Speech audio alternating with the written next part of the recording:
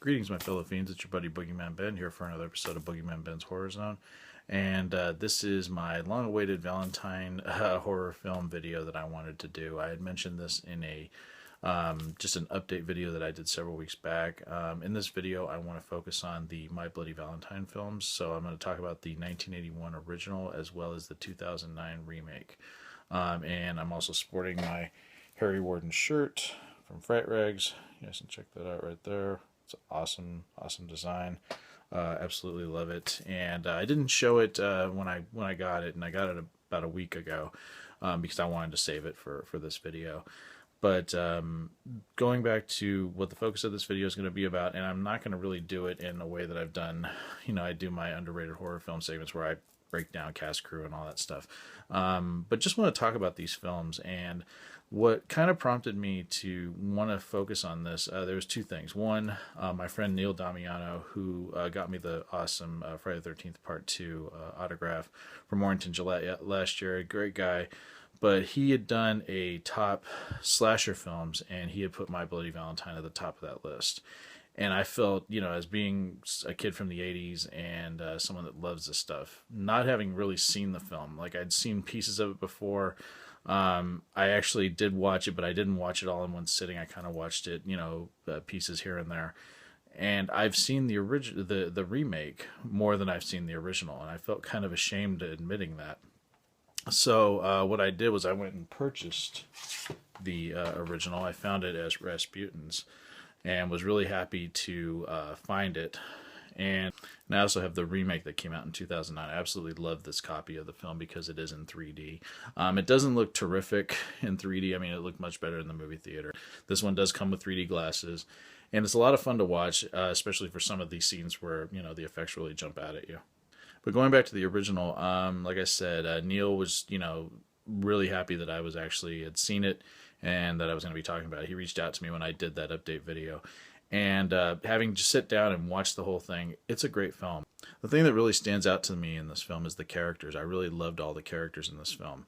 I also loved the fact that it was a real mine that they shot the film in Nova Scotia, which, it just looks 100% authentic, which is great. The Harry Warden character, just the whole look of Harry Warden is very, very creepy. And like I said, it's a fun film.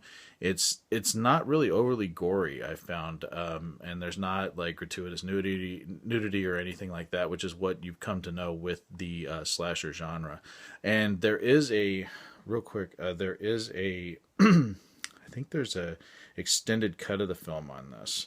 And I didn't watch that one. I wanted to watch the theatrical cut of the film. So I'm curious to watch the extended cut and see what I guess it was the original version of the film before they cut it down for theaters. I would really be interested in seeing what that's all about.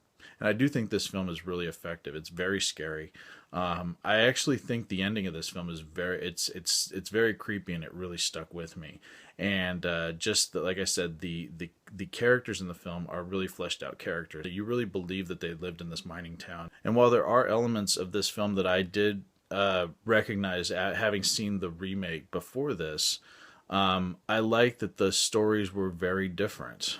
There's elements that are similar. There's things that they did differently structurally with the remake, which I'll talk about in a minute.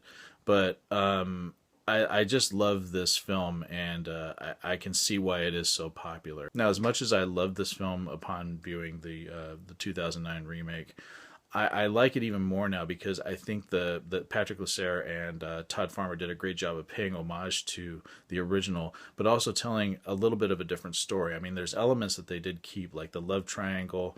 There's a party scene in this film. It takes place in the original too, but just at different times, which I thought was really interesting how they changed it up here. I also like that there's a twist on the characters in this film. They don't play out the same way that they did in the original. In fact, the ending is different from, in terms of how everything plays out. It's different from how things play out in the 1981 film. And again, the filmmakers respected the original, and they also went to authenticity of shooting the mining locations in a real mine. And I think both films are great. I mean, it's weird that the character, the minor character, the Harry Warden character, never became bigger. Because it is a very imposing, intimidating look. I mean, the mask with the breathing and the heavy breathing and just the pickaxe and everything. A very, very creepy killer. And I actually, there's a guy that does, he does clay figures. His name's Barry, and he does the clay guy. And I bought 2 figures from him, and he has an amazing Harry Warden figure. And I actually might think about picking one of those up eventually, because he's done a really good job of capturing the essence and the likeness of this character. So yeah, 2 great horror classics to celebrate Valentine's Day with. I would give both of these movies 5 skulls.